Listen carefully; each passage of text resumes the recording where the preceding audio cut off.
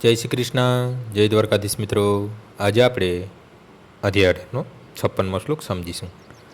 સર્વ કર્મણ્યાપી સદા કુર્વાણો મદવ્યાશ્રય મદપ્રસાદાદ વાપનોતિ શાશ્વતમ પદમ વ્યયમ. મારા રક્ષણમાં રહેલો મારો શુદ્ધ ભક્ત બધા પ્રકારના કાર્યો કરતો હોવા છતાં મારી કૃપાથી સનાતન તથા અવિનાશી ધામને પ્રાપ્ત કરે છે. મદ વ્યપાશ્રય શબ્દનો અર્થ થાય છે પરમેશ્વરના સંરક્ષણમાં ભૌતિક સંસાર દોષમાંથી મુક્તિ થવા માટે શુદ્ધ ભક્ત પરમેશ્વરને કે તેમના પ્રતિનિધિ સદગુરુની દોરવણી હેઠળ કાર્ય કરે છે. તેના માટે સમયની કોઈ મર્યાદા નથી. તે હંમેશા 24 કલાક 100% પરમેશ્વરના નિર્દેશનમાં કાર્યરત રહે છે.